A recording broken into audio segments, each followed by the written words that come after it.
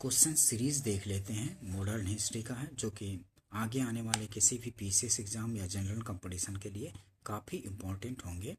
ये 8 क्वेश्चन है IAS PCS, विभिन्न पीसीएस में, जैसे UP PCS, Bihar PCS, Uttarakhand IAS, इन सब में पूछे गए हैं, जो कि आगे आने वाले किसी भी जनरल के लिए भी या फिर पीसीएस के लिए भी इम्पोर्टेंट रहेंगे। जनरल में जैसे रेलवे, एसएससी, बैंकिंग और बिहार दरोगा, बिहार इंटर लेवल एसएससी या फिर बीएसएससी ग्रेजुएट लेवल, सभी के लिए इम्पोर्टेंट रहेंगे। चलिए देखते हैं क्वेश्चन सीरीज को। भारत में ब्रिटेन के सभी संवैधानिक प्रयोगों में से सबसे कम समय तक चला, कौन सा सबसे कम समय चला था? तो 1909 का इंडियन काउंसिल एक्ट सबसे कम समय तक चला था। नेक्स्ट देखते हैं। 20 अगस्त 1917 के सुधारों की घोषणा को जाना जाता है, तो मॉन्टेग्यू घोषणा के नाम से जाना जाता है। 20 अगस्त 1917 के सुधारों की घोषणा को मॉन्टेग्यू घोषणा के नाम से, ये आंसर हो जाएगा। 20 अगस्त 1917 के सुधारों की घोषणा को तत्कालीन भारत सचिव एडविन मॉन्टेग्यू के नाम पर मॉन्टेग्यू घोषणा के नाम से जाना जाता है। मॉन्टेग्यू चेम्सफोर्ड की रिपोर्ट भारत सरकार अधिनियम 1919 का आधार बनी थी। ठीक है, मॉन्टेग्यू चेम्सफोर्ड की रिपोर्ट भारत सरकार अधिनियम 1919 का आधार बनी, बी आंसर हो जाएगा। प्रांतों में द्वैत शासन प्रणाली किस अधिनियम के अंतर्गत लागू की गई थी? प्रांतों में द्वैत शासन प्रणाली किस अधिनियम के अंतर्गत लागू की गई थी? तो 1919 के अंतर्गत प्रांतों में द्वैत शासन प्रणाली लागू की गई थी। ठीक है, प्रांतों में 1919 के अंतर्गत द्वैत शासन प्रणाली लागू की गई थी। ध्यान रखेंगे, काफी इंपॉर्टेंट क्वेश्चन है 1919 में। ठीक है,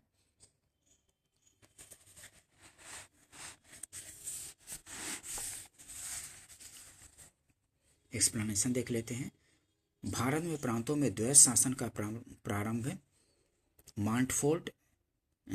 मॉन्टेग्यू चेम्सफोर्ड सुधारों 1919 से प्रारंभ किया गया, जिसे भारत सरकार अधिनियम 1919 भी कहा जाता है। इस अधिनियम ने पहली बार उत्तरदायी शासन शब्दों का स्पष्ट प्रयोग किया था। इस अधिनियम के तहत प्रांतों में विषयों को आरक्षित एवं हस्तांतरित दो भागों में बांटा गया।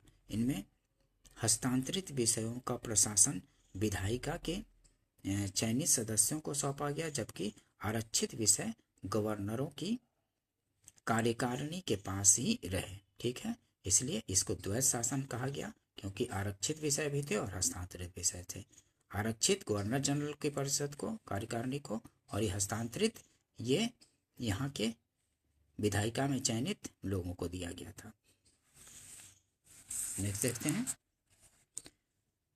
भारत सरकार अधिनियम 1919 ने निम्नलिखित में से किसको स्पष्ट रूप से परिभाषित किया था? तो केंद्रीय एवं प्रांतीय सरकारों की अधिकारिता को। ठीक है, केंद्रीय एवं प्रांतीय सरकारों की अधिकारिता को स्पष्ट रूप से परिभाषित किया था।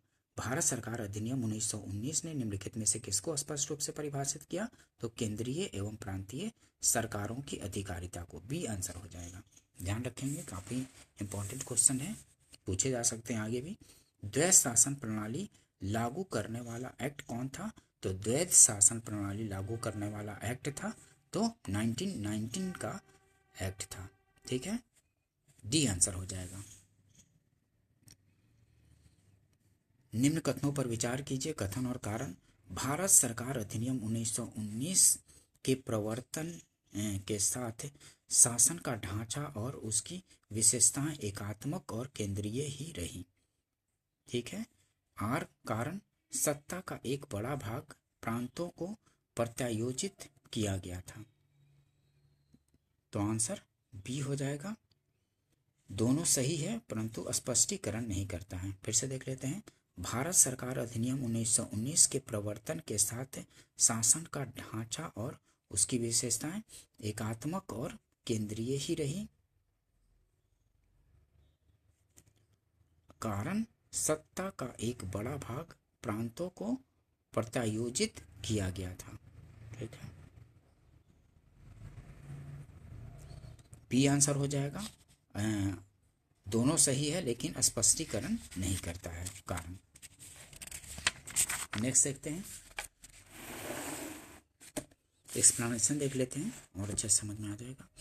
भारत सरकार अधिनियम 1919 द्वारा यद्यपि प्रांतों में दोहरी शासन प्रणाली आरंभ की गई और स्वास्थ्य, स्थानीय स्वशासन, शिक्षा, चिकित्सा, जल संभरण, भूमि कर प्रशासन, शांति एवं व्यवस्था, कृषि आदि विषय प्रांतों को सौंपे गए, किंतु प्रमुख कार्यकारी शक्तियां अभी भी गवर्नर जनरल के पास ही थी और शासन का ढांचा एकात्मक ही बना रहा था। अतः दोनों कथन सत्य है और एक ही सही व्याख्या नहीं है। ठीक है, मतलब कुछ चीजें हस्तांतरित तो की गई थी लेकिन कुछ महत्वपूर्ण चीजें थी जो थी वो गवर्नर जनरल की कार्यकारी परिषद को दिया गया था। इस वजह से जो सत्ता का रूप था एकात्मक ही बना रहा था, यही कहने का मतलब है इसमें। ठीक है, इसलिए व्याख्या नहीं करता है, सही तो है लेकिन व्याख्या नहीं करता। देखते हैं नेक्स्ट क्वेश्चन, कथन कारण का है। द्विशासन का अर्थ प्रशासन के विषयों का दो वर्गों में विभाजन था।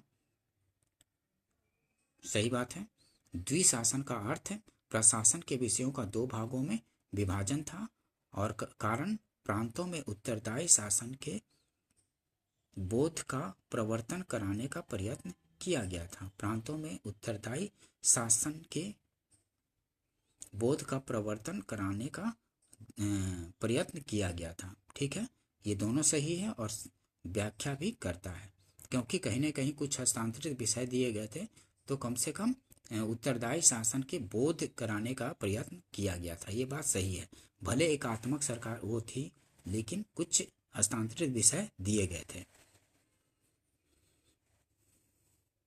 ये आंसर हो जाएगा, दोनों सही है और स्पष्टीकरण करता है। एक्सप्लेनेशन देख लेते हैं। 1919 के एक्ट से सबसे महत्वपूर्ण परिवर्तन प्रांतीय प्रशासन में आया। प्रांतों में द्वैत शासन प्रणाली आरंभ की गई। इससे प्रांतीय विषयों को दो भागों में बांट दिया गया, आरक्षित तथा हस्तांतरित विषय। हस्तांतरित विषयों का प्रशासन विधायिका के सदस्यों को सौंपकर उत्तरदायी शासन का बोध कराने का प्रयत्न किया गया। इस एक्ट की प्रस्तावना ने प्रांतों को उत्तरदायी सरकार स्थापित करने के लिए कदम उठाने पर बल देने की बात कही गई थी। इस प्रकार कथन और कारण दोनों सही है तथा कारण कथन का सही स्पष्टीकरण है। ठीक है, कुछ हस्तांतरित विषय दिए गए थे इसलिए।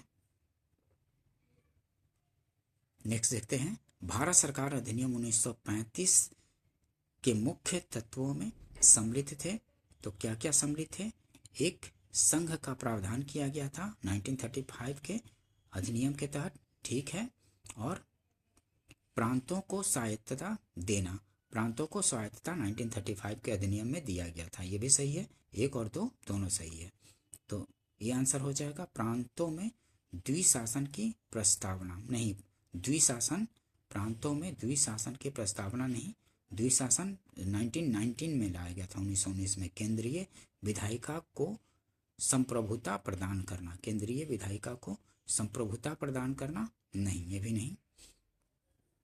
तो ये आंसर हो जाएगा, एक और दो। एक, संघ का प्रावधान और प्रांतों को स्वायत्तता देना। 1935 में ही प्रांतों को स्वायत्तता दिया गया था।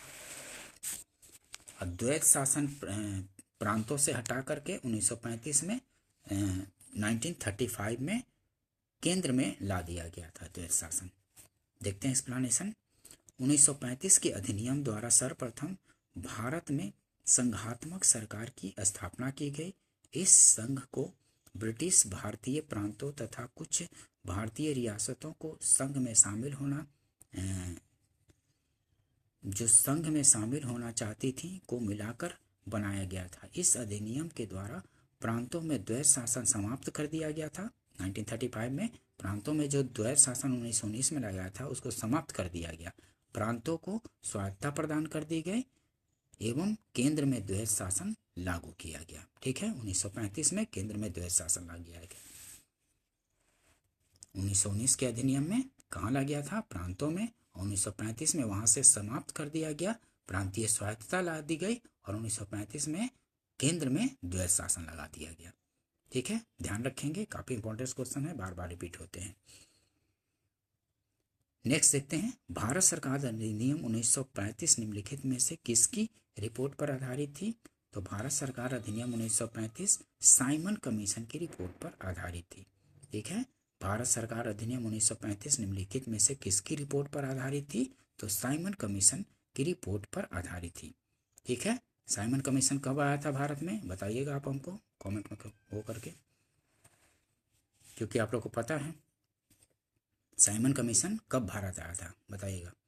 1919 में यह प्रावधान था कि राजनैतिक परिस्थिति का प्रत्येक 10 वर्ष के पश्चात पुनरावलोकन किया जाए। 1937 से ही यह प्रक्रिया प्रारंभ कर दी गई और साइमन आयोग नियुक्त किया गया। सर्वदलीय कॉन्फ्रेंस ने नेहरू रिपोर्ट प्रस्तुत की।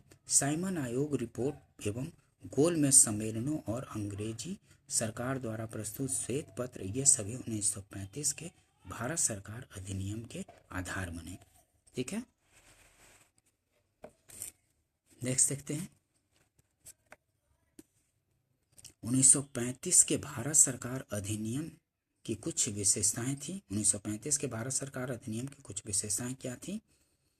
गवर्नरी प्रांतों में द्वैध शासन की समाप्ति, तो ये सही है, गवर्नरी प्रांतों में द्वैध शासन की समाप्ति की गई थी और गवर्नरों को विधायी क्रियाओं में निषेधाधिकार की शक्ति तथा स्वयं द्वारा विधि बनाना, ये भी दिया गया था। गवर्नरों को विधायी क्रियाओं में निषेधाधिकार, वीटो की शक्ति तथा स्वयं द्वारा विधि बनाना, ये भी। सांप्रदायिक प्रतिनिधित्व के नियम की समाप्ति, ये नहीं किया गया था। सांप्रदायिक प्रतिनिधित्व के नियम की समाप्ति नहीं, ये बी आंसर हो जाएगा। 1 और 2 दोनों सही है, तीसरा नहीं। एक्सप्लेनेशन देखते हैं, 1935 के भारत सरकार अधिनियम द्वारा प्रांतों को दोहरे शासन के स्थान पर स्वशासन मिल गया तथा आरक्षित एवं हस्तांतरित विषयों में भेद समाप्त हो गया। गवर्नरों को आरक्षित तथा बचाव की संज्ञा के अधीन व्यक्तिगत निर्णय तथा विवेकाधीन शक्तियों का प्रयोग करने का अधिकार दे दिया गया। साथ ही गवर्नर को अध्यादेश जारी करने का भी अधिकार दे दिया गया।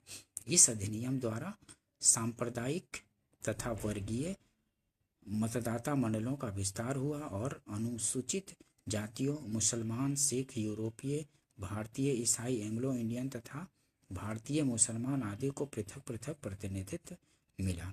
ठीक है, 1 और 2 दोनों सही है।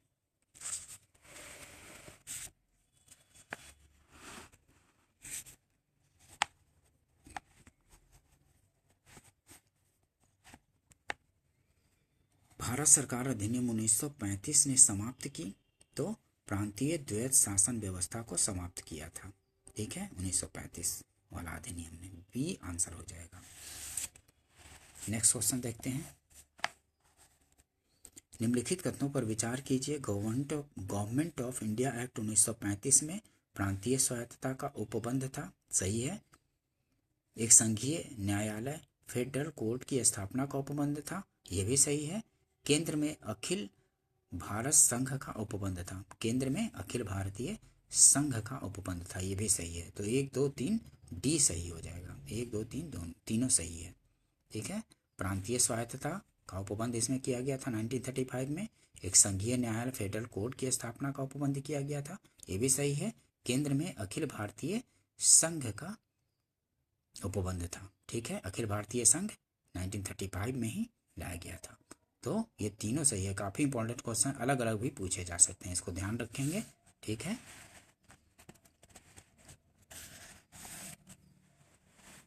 नेक्स्ट देखते हैं, 1935 का गवर्नमेंट ऑफ इंडिया एक्ट क्यों महत्वपूर्ण है?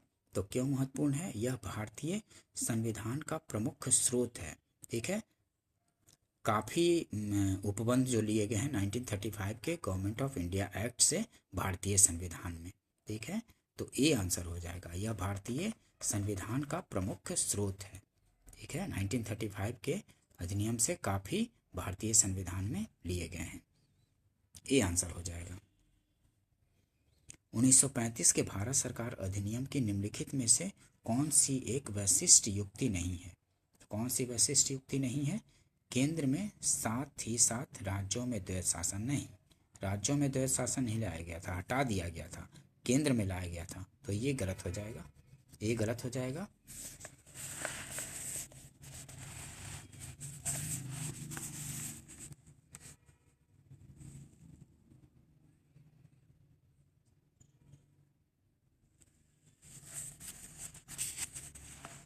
नेक्स्ट देखते हैं क्वेश्चन।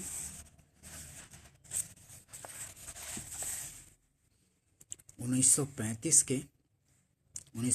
के भारत अधिनियम द्वारा प्रस्तावित फेडरल यूनियन में राजसी प्रांतों को शामिल करने के पीछे अंग्रेजों की असली मंशा थी, क्या थी? तो राष्ट्रवादी नेताओं के साम्राज्यवाद विरोधी सिद्धांतों को व्यर्थ करने के लिए राजाओं का इस्तेमाल करना था। ठीक है, राष्ट्रवादी नेताओं के साम्राज्यवाद विरोधी, जो राष्ट्रवादी नेता थे उनका जो साम्राज्यवाद विरोधी सिद्धांतों को व्यर्थ करने के लिए राजाओं का इस्तेमाल करने के लिए ये लाया गया था। 1935 के भारत अधिनियम द्वारा प्रस्तावित फेडरल यूनियन जो किया गया था वो इसी के वजह से किया गया था कि इनका इस्तेमाल किया जाए राजाओं का। डी आंसर हो जाएगा।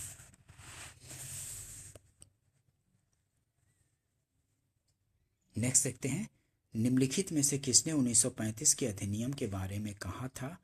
एक कार जिसमें ब्रेक तो हैं पर इंजन नहीं। तो जवाहरलाल नेहरू ने कहा था 1935 के अधिनियम के बारे में कि एक कार जिसमें ब्रेक तो हैं पर इंजन नहीं है। एक कार जिसमें ब्रेक तो हैं पर इंजन नहीं है, ये किसने कहा था? जवाहरलाल नेहरू ने कहा था। ये आंसर हो जाएगा। ये भी ध्यान रखेंगे, बार बार पूछे जाते हैं, जनरल कंपटीशन में भी और पीसीएस में भी लगातार रिपीट होते हैं, इसलिए इसको ध्यान रखेंगे।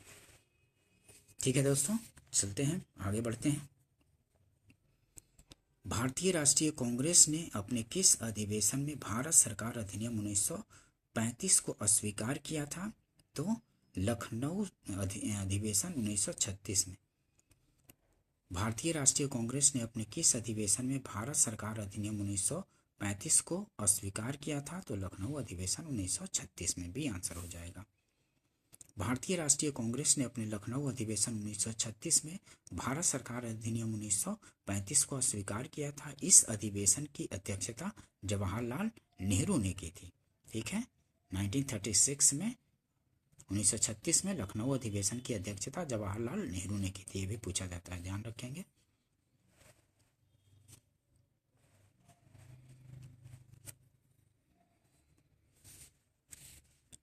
देखते हैं नेक्स्ट क्वेश्चन। निम्नलिखित में से किसने भारत सरकार अधिनियम 1935 को गुलामी का अधिकार पत्र कहा था? गुलामी का अधिकार पत्र 1935 के अधिनियम को जवाहरलाल नेहरू ने ही कहा था। ठीक है, ये आंसर हो जाएगा। 1935 के अधिनियम को गुलामी का अधिकार पत्र कहा था, जवाहरलाल नेहरू ने कहा था। ठीक है, नेक्स्ट क्वेश्चन देखते हैं। भारत सरकार अधिनियम 1935 में अंतर्विष्ट अनुदेश प्रपत्र इंस्ट्रूमेंट ऑफ इंस्ट्रक्शन को वर्ष 1950 में भारत के संविधान में किस रूप में समाविष्ट किया गया? तो राज्य के नीति निर्देशक तत्व के रूप में। भारत सरकार अधिनियम 1935 में अंतर्विष्ट अनुदेश प्रपत्र इंस्ट्रूमेंट ऑफ इंस्ट्रक्शन को वर्ष 1950 में भारत के संविधान में किस रूप में समाविष्ट किया गया? तो राज्य के नीति निर्देशक तत्व के रूप में। भी आंसर हो जाएगा।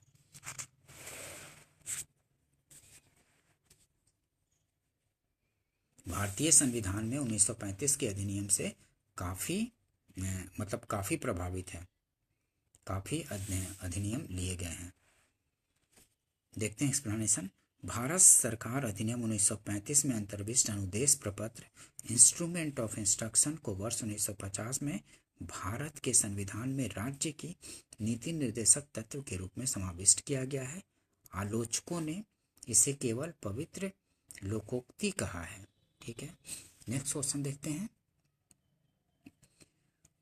यह किसने कहा मुझे इस आरोप के संबंध में कोई क्षमा नहीं मांगनी है कि संविधान के प्रारूप में गवर्नमेंट ऑफ इंडिया एक्ट 1935 के एक बड़े भाग को पुनः उत्पादित कर दिया गया है? तो डॉक्टर राजेंद्र प्रसाद ने कहा था। यह किसने कहा मुझे इस आरोप के संबंध में कोई क्षमा नहीं मांगनी है कि संविधान के प्रारूप में गवर्नमेंट ऑफ इंडिया एक्ट 1935 के एक बड़े भाग को पुनः उत्पादित कर दिया गया है। ठीक है, तो ये मतलब कि डॉक्टर भीमराव अंबेडकर का कहना था कि 1935 के अधिनियम को मतलब काफ़ी इसके भाग लिए गए थे, तो इसके लिए कोई माफ़ी मतलब क्षमा नहीं मांगने का वो किए थे, क्योंकि भारतीय उस समय इस अधिनियम से काफ़ी मतलब कि बहुत दिनों तक चला था, तो इस वजह से आदी हो चुके थे और कुछ कुछ मतलब कि इस संविधान में इंक्लूड कर दिया गया, तो इसके लिए क्षमा प्रार्थी नहीं थे, ऐसा बोलना है इनका। ठीक है, नेक्स्ट क्वेश्चन देखते हैं।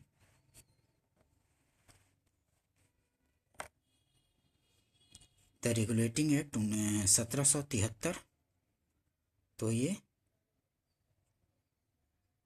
1773 सुप्रीम कोर्ट की स्थापना की गई थी, ए का चौथा। ठीक है, 1773 के अधिनियम द्वारा सुप्रीम कोर्ट की स्थापना की गई थी, ये सही है, ए का चौथा।